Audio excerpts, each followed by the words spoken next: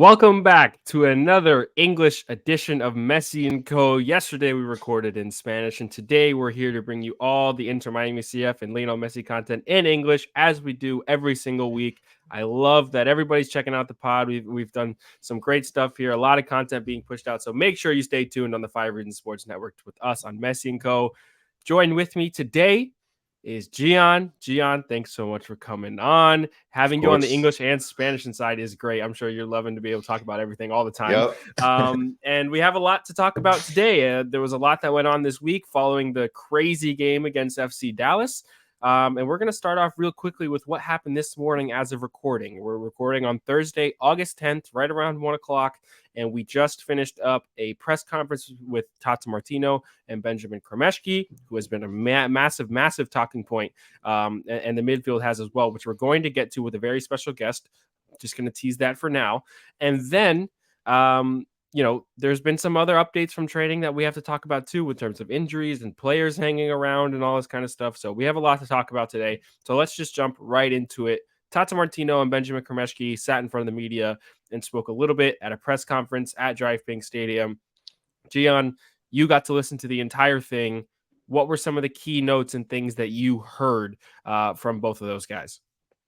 Yeah, so I was able to listen to it. Most of it was in Spanish, and so I know that maybe some of our listeners maybe weren't able to understand. So we'll just kind of want to take a minute and go through some of the key points. There's a lot of stuff said, so maybe some of the most important things, and just touch on that. So one of the first things that was asked, it was a question to Kremeshki, and it was basically about the penalty that he had to take, right, and the kind of the responsibility of such a big moment. And they asked him, like, what passed through you? What was going on in your head? What were you thinking about when you grabbed that ball to shoot that last penalty kick? And he said basically that he just knew that he had to make it. He knew that he had to finish that game. There was no other option in his mind. He knew that he had to finish that, and ultimately that he knew from the moment that he touched that ball, he knew where he was going to kick it, right? So he knew exactly where that ball was going to go. It wasn't like one of those penalties where, there's some fakes and you stop here, and you make your decision at the end. He knew from the very beginning where he was going to put that ball, and ultimately it ended up working out for us. So that was just kind of interesting to see from Crema's perspective, that last shot. And then one thing that was also interesting, it was asked of Tata if there'd be any defensive changes for tomorrow's game. We know that we've been struggling a lot on the defensive end as a team. So basically what he said was, and this was kind of surprising to me, he said that the defensive issues were not necessarily a personnel thing. It wasn't something to be solved with personnel on the field, but rather something that was going to take time. It was something that was going to take work, right?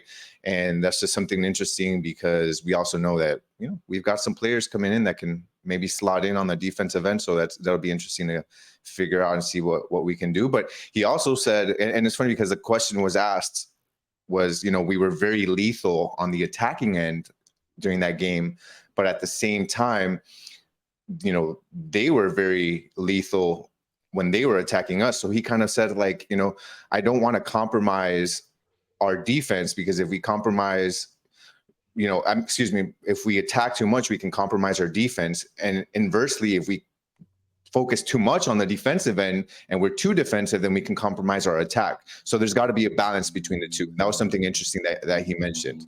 Then as far as just going back to Crema, they asked him, and this is interesting just because of all the changes we've seen in the midfield, they asked him, like, what position do you feel most comfortable playing? And to which he answered, he actually likes playing on the interior end of the field. He likes playing with. He loves that three midfield scheme that we use with one pivot playing.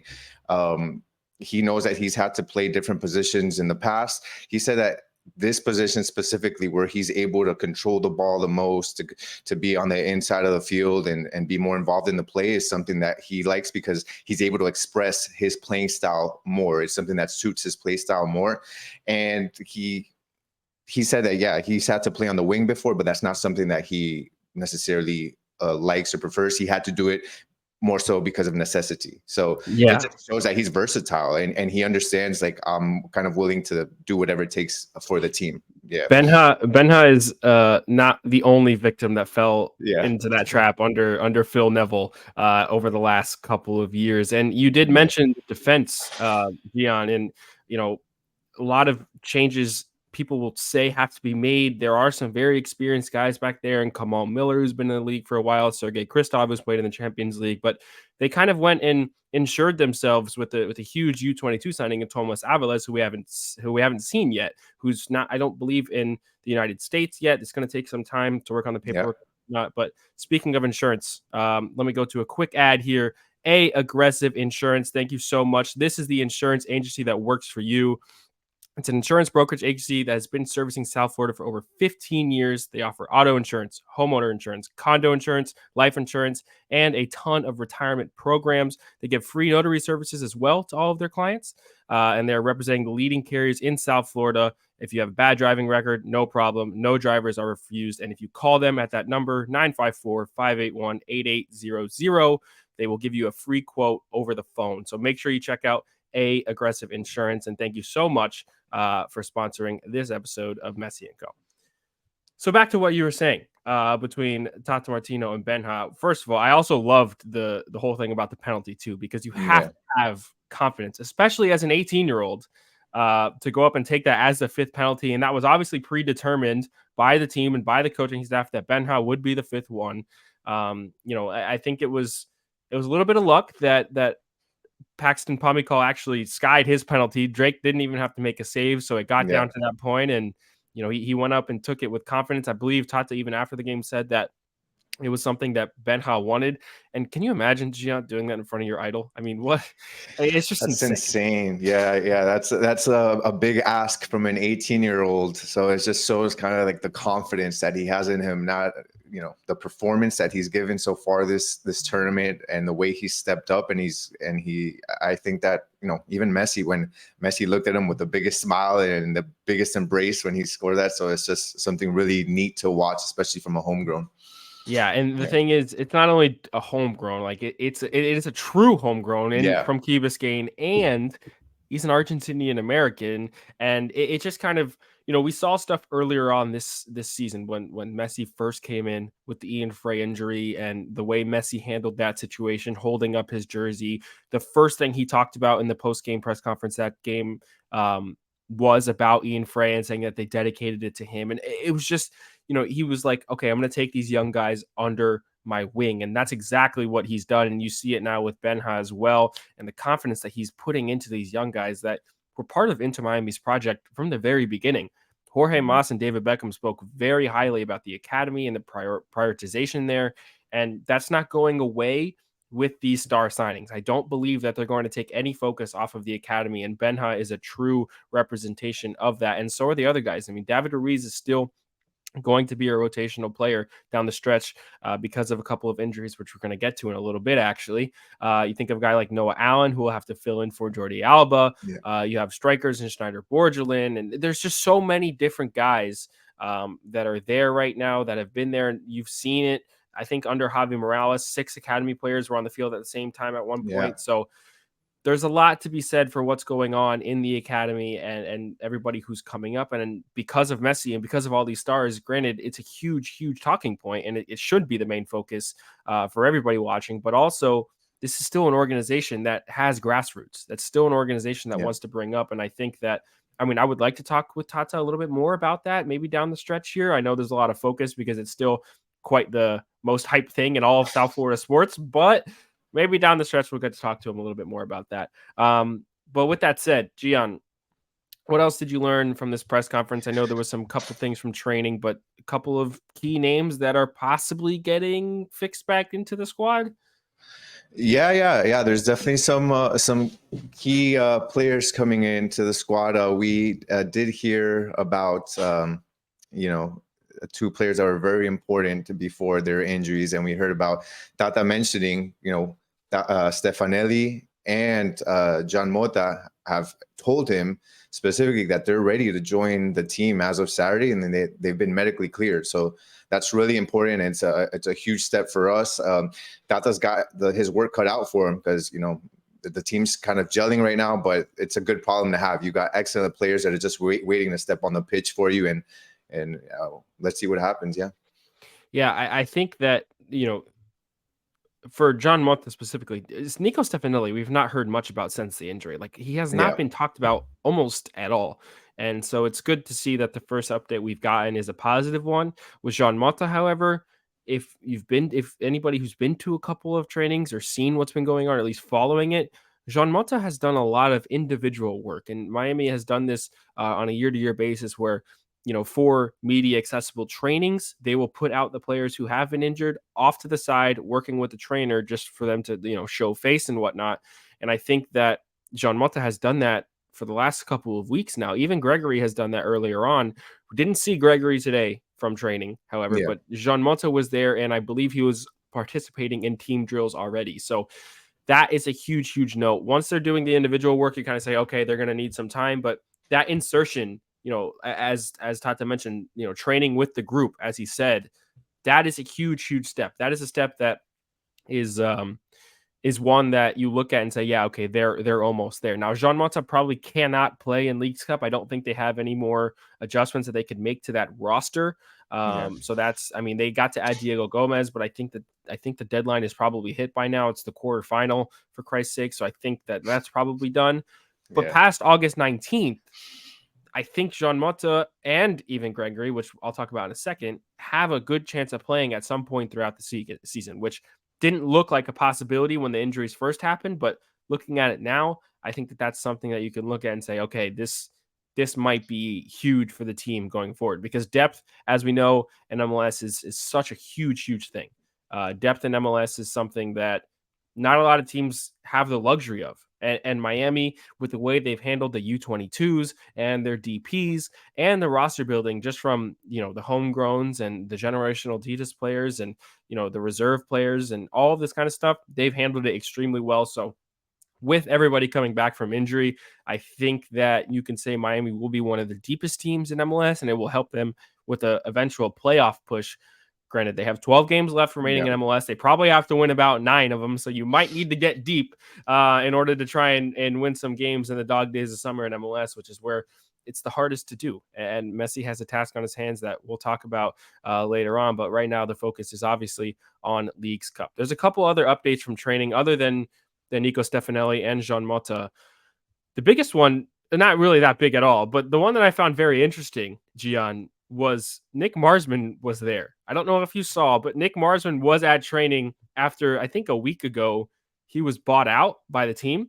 They used their buyout on Nick Marsman, which for me makes the most sense because he was making a lot of money under the cap and he has not played at all. Like, he's played some Inter Miami CF2 games, but this is something that I have been screaming for. Not necessarily a buyout, but to move on from Nick Marsden for years with the uprising of Drake Callender. What do you make of him still getting to be at training and just to stay fit? Is this just a club, reaching out like, you don't necessarily wanted you to go, but it's kind of something that we had to do. They're letting him stay fit. You saw Clement Diop do this a little while ago, who got to come in and train with them and then eventually sign. So with Nick Marsman still being at training, is it just a nice gesture from the club, do you think? I think so, because I think that what you're trying to build here is a team that's like cohesive, that takes care of its own. And he was a part of the team not shortly ago, and I think that sends a message to other free agents and other players that might think about coming to Miami to say, hey, this is a good environment. This is a family. These are people that care about each other. And we see that in soccer, we see that in other sports where teams try to cultivate that environment, and optics is really important when joining a team. Some people might not realize that, but these are the types of things that other players think about before making those decisions on who to move on with, who not to. You can even have agents that are, excuse me, not agents, but free agents that maybe take less money, that just to join a team that they think that they're going to feel comfortable with. I mean, just imagine the optics of buying him out and then just saying, get the hell out of here. Like, those are things that we definitely, as Inter Miami, we're a new team, and with all the new faces that we have, with Tata coming in, I know that we're definitely trying to portray a winning image and an image that is we're called La Familia for something, right? So yeah. All right. So on our way back after this quick ad break, we have, as I mentioned early on, a very special guest to talk about the Inter Miami midfield with Gian and I, who have had some disagreements in the last couple of episodes, but it's going to be really important to get an outside source here to go ahead and discuss everything that's going on, specifically with Diego Gomez. We will be right back. If you are ready to transform your backyard into a haven of relaxation and luxury, look no further than our amazing podcast sponsor, L'Acqua Azzurra Pool Services. With over 20 years of industry experience, L'Acqua Azzurra is a name you can trust when it comes to services, equipment repairs, and restoration for all things pools. If you're looking in the South Florida area for your pool to be serviced on a month-to-month basis, L'Acqua Azzurra boasts an impressive 5-star rating on Google reviews, and it's a testament to their dedication, to the customer satisfaction, and top-notch service. Also, if you mention Messi & Co., you will get your first month of pool service absolutely free. So don't wait. For pool service, patio renovation, or more, call them now at 954-793-7206 and get a free quote for any project. Thanks, L'Acqua Azzurra. All right, and we are back with a very special guest, none other than Roberto Rojas, who works with DAZN. Roberto, thank you very much for coming on. I know we've had a couple of soccer discussions in the past with each other. I'm so glad that you get to come on and do this so we get a Paraguayan perspective on a Paraguayan player with Inter Miami. If you guys don't know, Roberto works with DAZN, but he also has 2 podcasts. The first ever podcast in English dedicated to Paraguayan football, Guarani Vision, also the Low Limit Football podcast. So make sure you guys go check him out on his Twitter. If you want, all of the information is there at Roberto Rojas. Roberto, thanks so much for coming on. And Gian and I are extremely happy to talk with you about none other than Miami's midfield and Diego Gomez. And we'll just start off with your initial reactions to the signing and kind of what you've seen from him early on in his appearances. Yeah, first of all, thank you so much, guys, for having me. It's a pleasure, and certainly it's an exciting time. I think certainly for Americans, it's very much exciting to see the fact that we get Messi in our own backyard, in our own league, playing and playing the way that he is, so incredibly well. But I think there's also another part to many other communities out there that see and have the pleasure of playing alongside him, and one of them is obviously the Paraguayan community. And with Diego Gomez coming in, it's kind of not surprising, I would say, given the fact that his talent has always been able to demonstrate that he could play abroad. I think he demonstrated that over there at Libertad at such a young age, and now making the big jump. And it happened so quickly, the fact that this guy literally made his debut in the middle of the pandemic. And, he was in a team that's very difficult to break in when you are a youngster at Libertad, one of the strong sides in Paraguayan football as a whole. So for him to do that and to now make this jump to MLS, to Inter Miami, it's nothing short of a nice story, I would say. So I think, like I said, it's interesting to see that Tata Martino, who obviously has all the references, this is someone that really bursted onto the scene in Paraguay. Like, everyone remembers him as, Atlanta United's coach, Mexico's coach, Barcelona's coach, or even Argentina. But way before that, he really made his name coaching in Paraguay. He coached 2 clubs there, one of them being Libertad.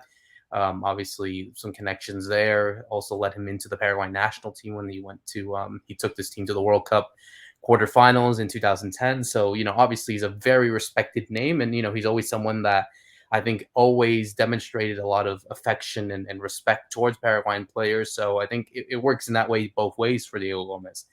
For him to play alongside Lionel Messi and become the first ever Paraguayan to do so. But also just to play alongside a really, a manager that has shown a lot of respect to Paraguayan football as a whole. We look back at when Miguel Miron first joined Atlanta United.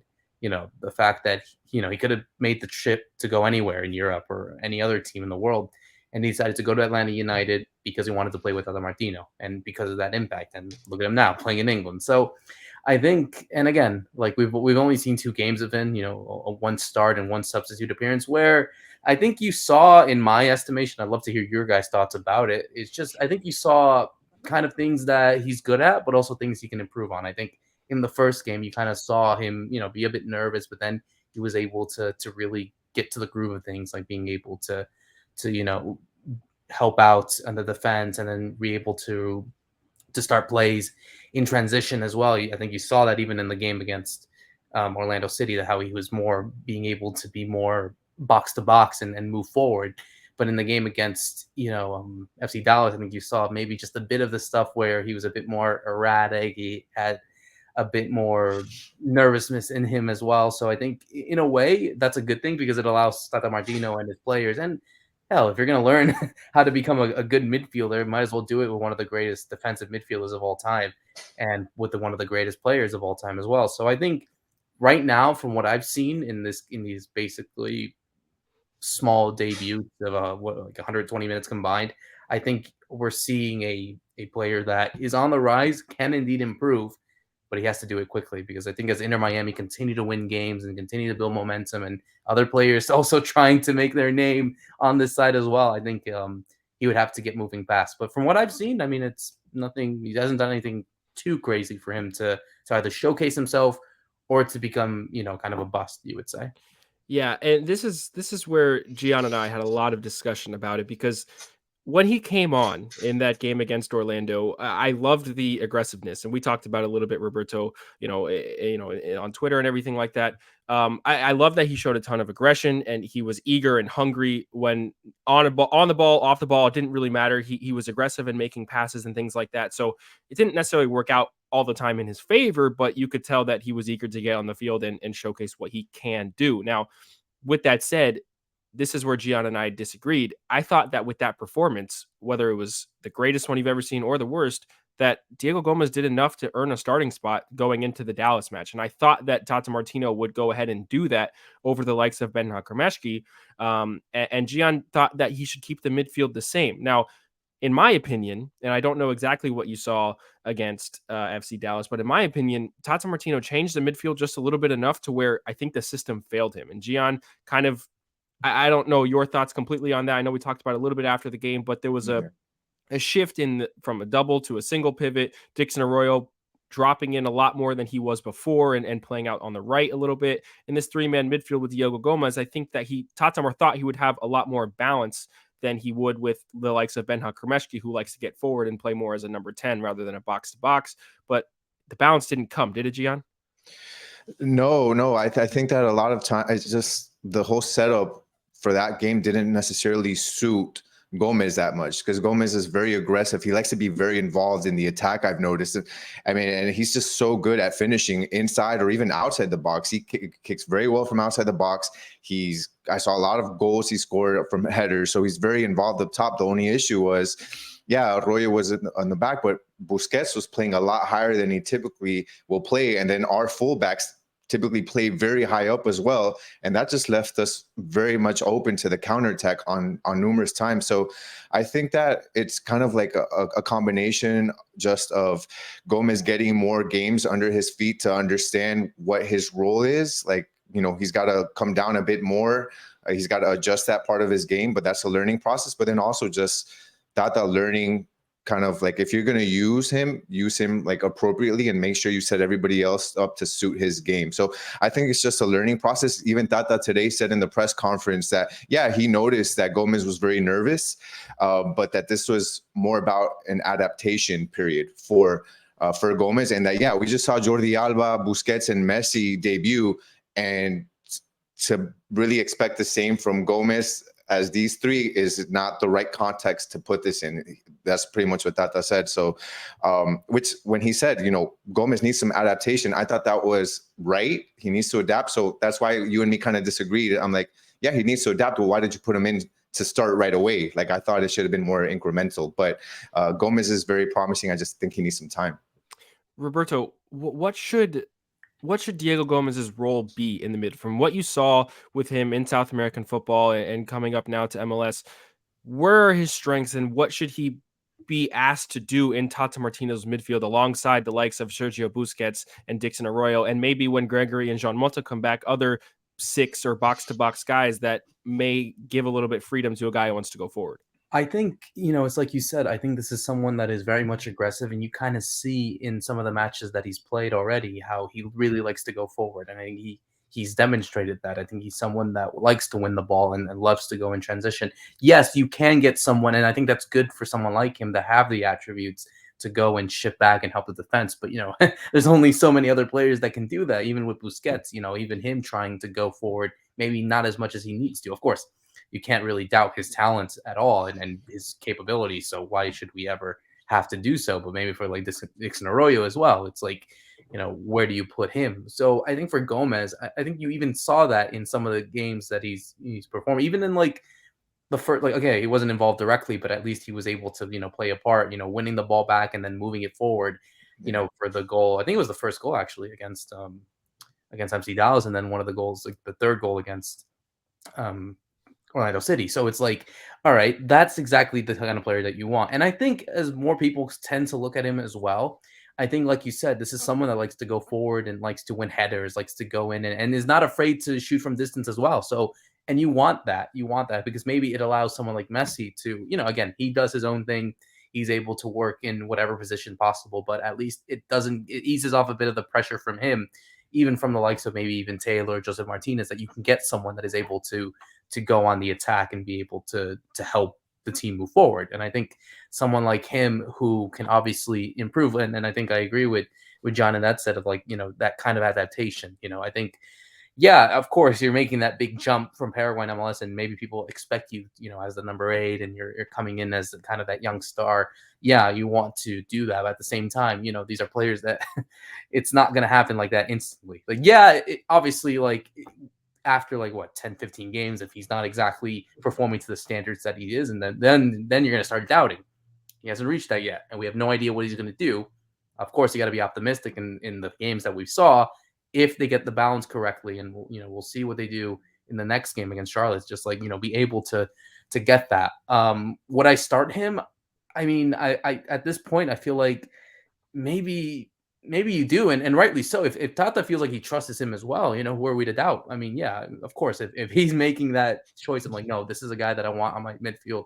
I want him to be that kind of like link up play to help the midfield and try to create that balance. So be it. And I have no issues with it. But again, I think it's just a case of him being able to demonstrate his talents, and rightly so. He's making that big jump, and I think even for him as well, I'll even admit it as well. Speaking to people in Paraguay kind of involved, I think it also changes this kind of dynamic of what the Paraguayan player will think of MLS. Because maybe they think, and there still is that kind of stereotype that hopefully has been diminished away after seeing the likes of Almiron and many other Paraguayans play there.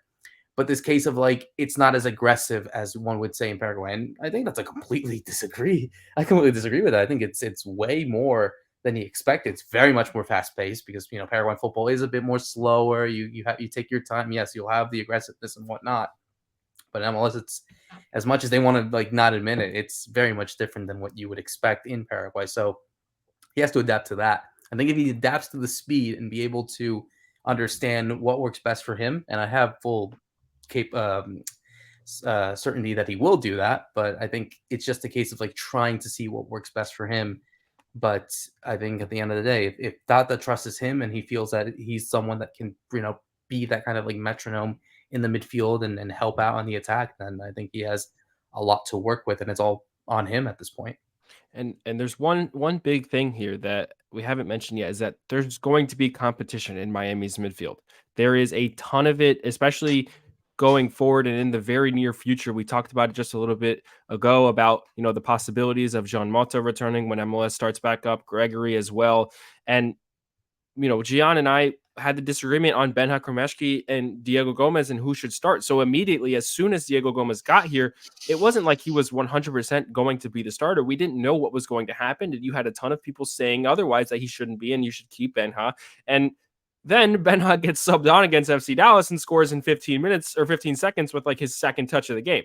So there's a lot to be said for not only the aggressiveness and the style of play in MLS, but also the competition that, these younger South Americans have to come into, because they're not going to be guaranteed locked in starters, even if they're a big money move. I think Facundo Farias, when he comes into Miami, will also struggle to get a starting role. Tomas Aviles as well. All of these young South Americans that, had millions of dollars in transfer fees combined, they are going to have to compete for starting roles in this Inter Miami side. Now, granted, that might not be the case for every single MLS team, because we just said Miami are probably going to be one of the deeper teams in MLS for the rest of the year because of their roster construction and how well they've done using the U22 rules and the DP rules and all of that kind of stuff. But Diego Gomez, after that performance from Kremashki and the confidence that I'm sure the homegrown has after scoring a goal and scoring the 5th penalty to win the match, is at an all-time high. And he's playing alongside his idol in Lionel Messi as an Argentinian American. And he has played well in the midfield alongside Busquets and Arroyo. And when Kremeshki came on, you saw an adjustment in tactics as well, where Tata went to a 3 center back formation with Dixon Arroyo formally dropping as a 3rd center back rather than it being a little bit more fluid. And with Kremashki, having to take on the responsibility of, you have to advance the ball between the lines, he went ahead and did that and scored right away. So Diego Gomez probably has his work cut out for him. What do you see that competition like, Roberto, for him? Is it a positive thing?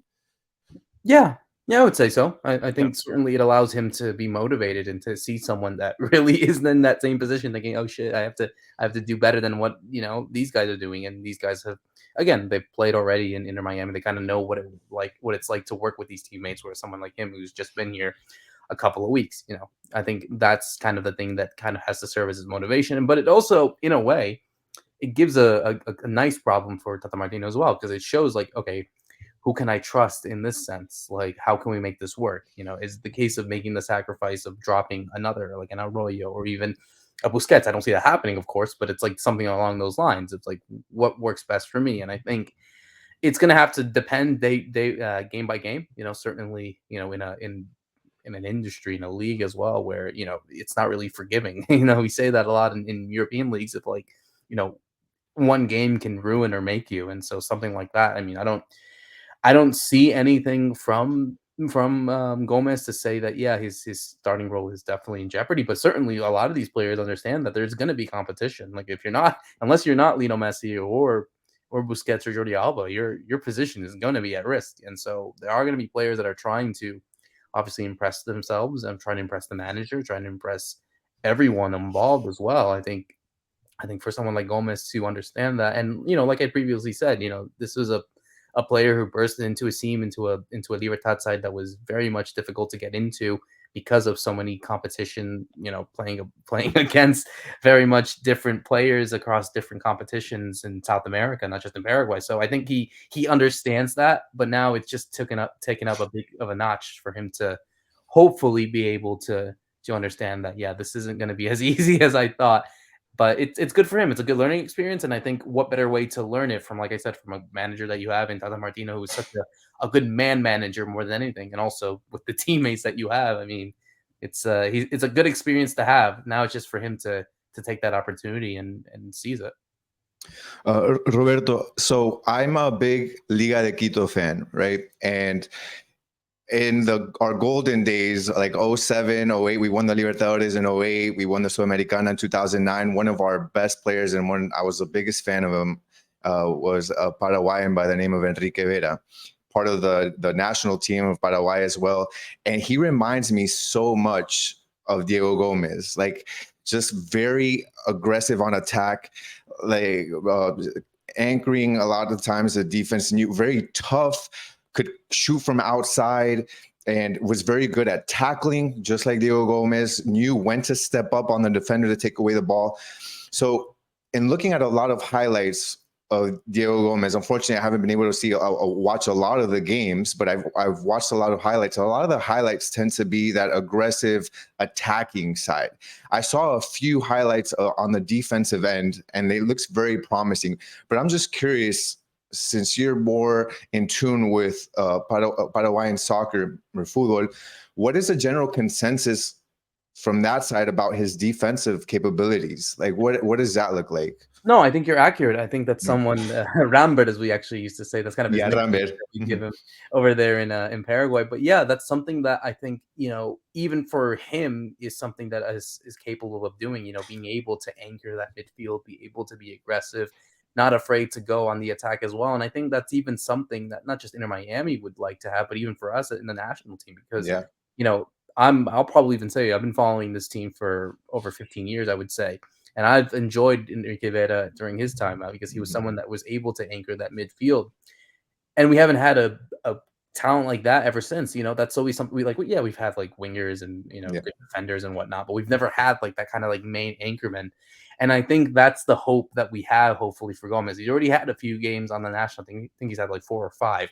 I would expect him, even if he didn't make this move to Inter Miami, but I think now it's kind of increased tenfold, that he will get called up to the national team. You got the World Cup qualifiers happening for the next World Cup in a couple of weeks, so that's obviously going to be a big thing for him. If he gets called up, I would expect him to be called up by Guillermo Barros Schelotto. So I think that in itself allows him to, again, you would think that him learning how to become a player that is able to work on all attributes. Like I said, I think that's something that is important for Inter Miami and for the national team as well. Because if you have someone that is able to be kind of that linchpin in the midfield, be able to track back and to be able to win balls and go into transition on the attacks, to break the lines and not afraid to, of course, shoot in distance as well. I think that's someone that's like, yeah, this is the guy. This is someone that we need, supporting the likes of an Almiron or a Enciso and whatnot. I think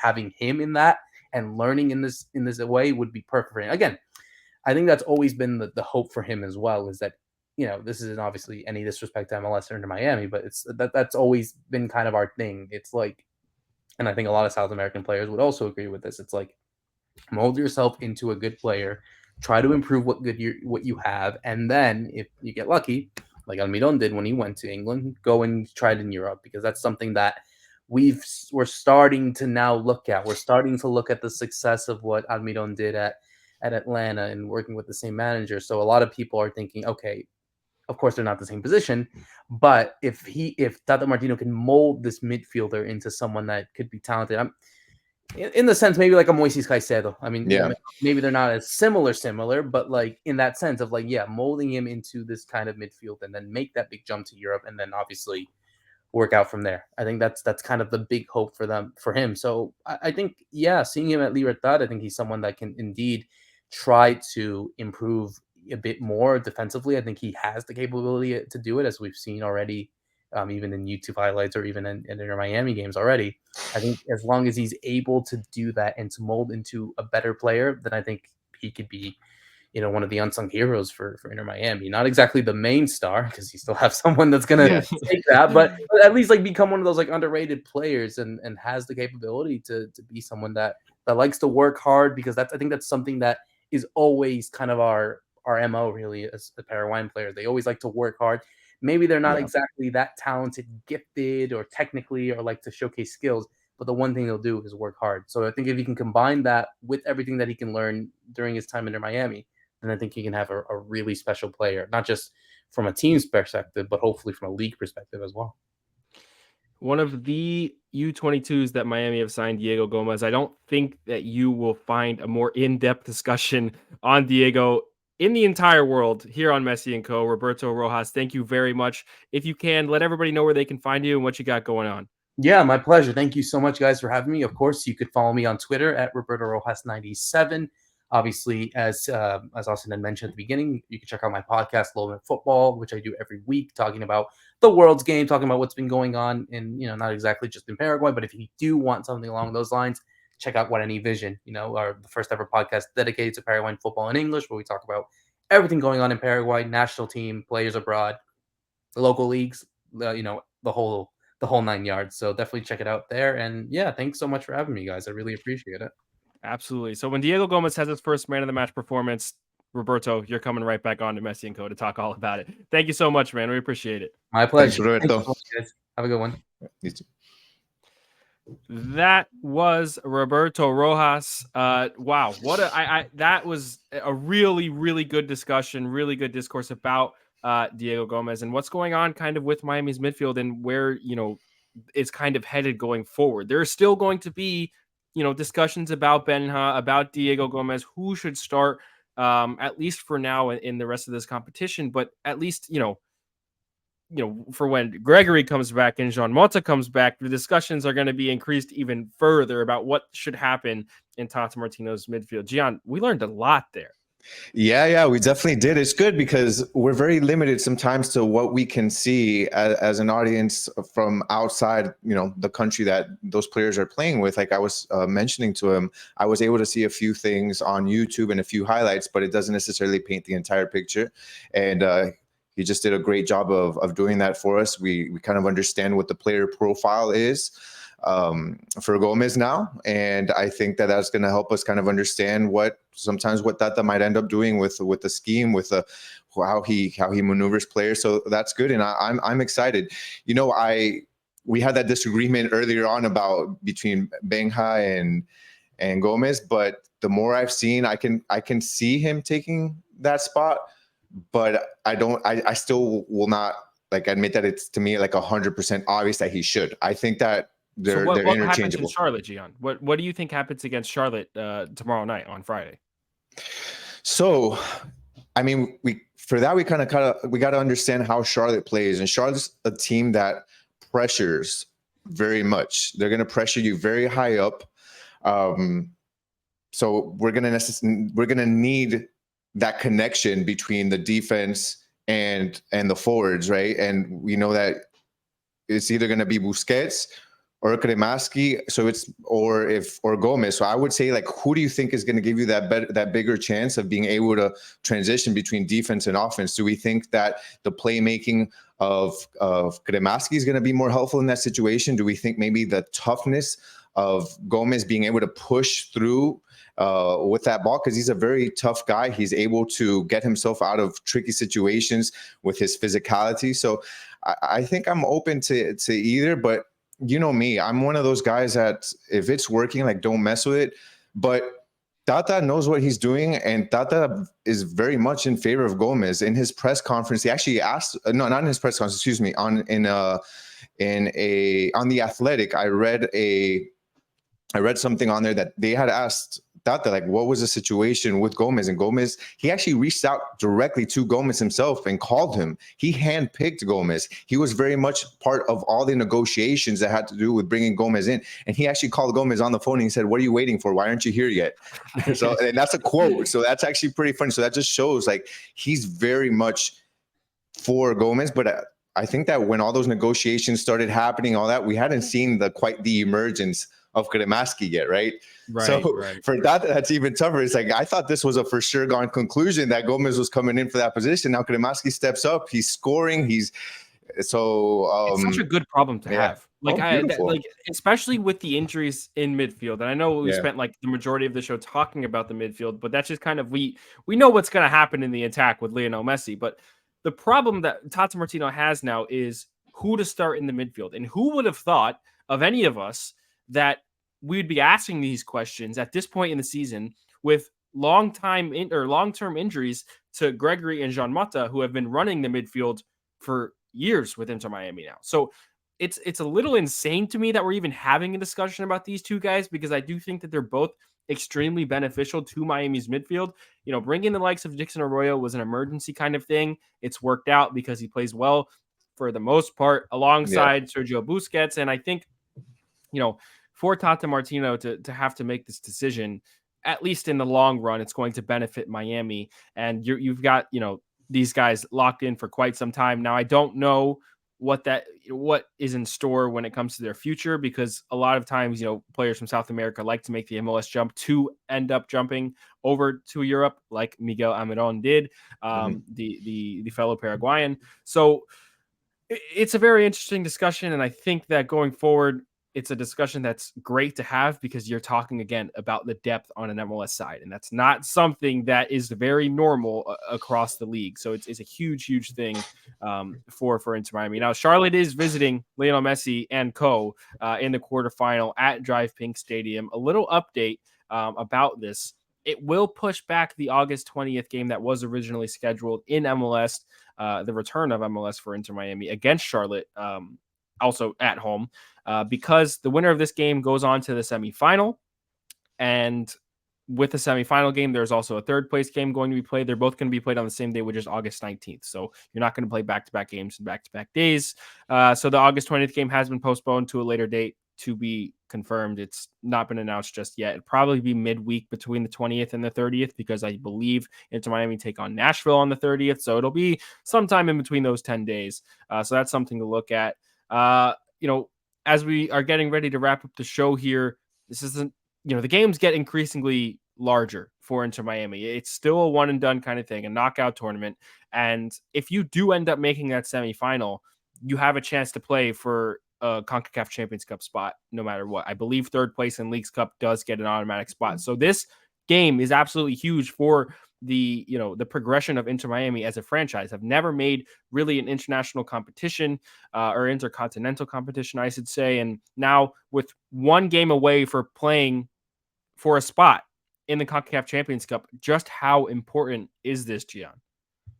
Well, I think you want to make sure that this team gets into the international spotlight. I mean, it already has, obviously, with Messi, right. But even just these competitions like the CONCACAF Champions are very prestigious awards, very prestigious trophies. So I think that as a young team, you want to start to build on these moments and be able to add silverware to your team. And again, especially from the beginning, you're basically a 3-year-old team.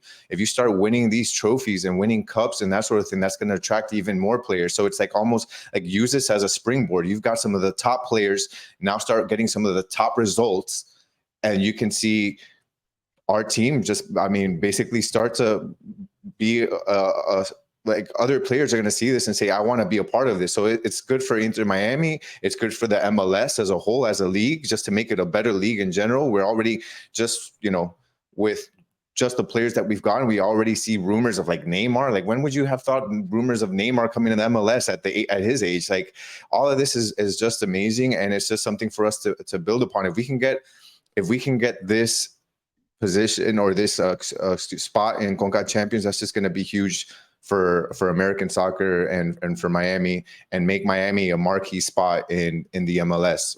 Right now, we're, outside of us who are very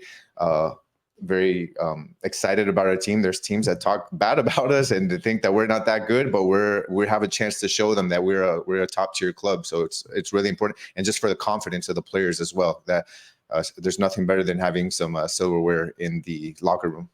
Absolutely. As of right now, Inter Miami's only trophy is a preseason trophy, the Breezeway Airlines Carolina Challenge Cup. I'll never forget it. We'll be right back after a quick word from another one of our great sponsors and give you some predictions for for the Charlotte FC match here on Friday. Are you ready to transform your space into a masterpiece? Introducing Mosaics, your destination for stones and more. Mosaics is a family-owned business serving the community for over 20 years. With the best quality porcelain, ceramic tiles, and high-end mosaics featuring unique modern designs, Mosaics has everything you need. Dedicated customer service, wholesale distributors, and a passion for excellence. Make sure you visit mosaics.com today to turn your vision into a reality. All right, thank you, Mosaics. We're back now, and Gian, let's just do a little bit of a rapid fire. I'm going to ask you 3 quick questions, and you're going to let me know what you think. The first one is, does Messi get on the score sheet? Within the first 10 minutes. So I believe Messi has scored in minute 6, 7, and 8 already, and I do think that he will probably score. Let's keep the streak going. Again. Exactly. And Charlotte is not. I'm not to say that Charlotte isn't a formidable opponent, but I do believe that the test away at Dallas or Frisco was a lot tougher than what's going to happen here on Friday. So I do fancy Miami and Messi's chances. They've allowed the most goals, by the way, in MLS, 40 goals. So, and that's only in what, 20, I'm trying to think, 22 games, maybe something like that. Yeah. So it's just insane. Now, the next question is win in penalties, loss. What's your thought there? I'm going to say win, and not to go on a tangent, but really, I think that they're not. I think we faced tougher opponents. Let's just say that so far in this competition. So I definitely think if we survived Dallas and some of these tough games, I think this is an easier opponent. So I think we win. And scoreline. Okay. The only 2 goals that they scored in their last game, Charlotte, was I believe it was an own goal. Yep. And They one advanced because of an own goal. Yeah, of an own goal, and maybe like they didn't have that many opportunities, I think. So I think that they might score 1 goal, and I think that we scored 4. I think it's 4-1. I think it's 4-1. That's how confident I am in not only our team, but the fact that, what we've had to go through to get here. I think we're ready for this game. Yeah, I do agree. I think this will be one of Miami's better all-around performances. I think with what you saw in Dallas, Tata Martino does have some tactical changes to be made, but this team should be ready to take on the challenge at home in a quarterfinal. I don't think a game this far in a tournament has ever been played for Inter Miami at DRV Stadium. Not US, or maybe a US Open Cup quarterfinal, but I believe when they did that, it was against Orlando when they lost in penalties. So there's, this is a high stakes game, and there are going to be more high stakes games for Inter Miami down the stretch. This is going to be the start of it. You've got a possible US Open Cup final in September, and then every home game that Miami are going to play in MLS down the stretch leading into October in the playoffs is a high stakes game because there's not a lot of room for error. So the pressure is on. It has been on since Messi joined the team, and Busquets, and now Jordi Alba, Diego Gomez, Facundo Farias, Thomas Aviles. So many names and so many players under Tata Martino. And like I said, the pressure's on, and will they be able to handle it? They've shown so far that they can, and I agree that the streak will continue. For everybody here at Messi & Co., Gian, Alejandro behind the scenes, myself, Austin Robillard, Ashley, Morgan, Monty, everybody who's taken part in all of our content, make sure you guys stay tuned on the YouTube channel, on Spotify, on Apple Podcasts, or anywhere you get your podcast. Make sure to like, subscribe, and rate the podcast if you can. Get the downloads on a weekly basis. You have an English and Spanish episode coming every single week, and we will see you guys post-game, following the Charlotte-Miami matchup. We should have a show to go ahead and talk immediately about it, and if not, there will be a Spanish and an English one leading into the semifinal if Miami are to advance, no matter what. So stay tuned for all the content. For everybody here at Five Reasons Sports, thank you so much for listening to Messi & Co., and we will see you guys next time.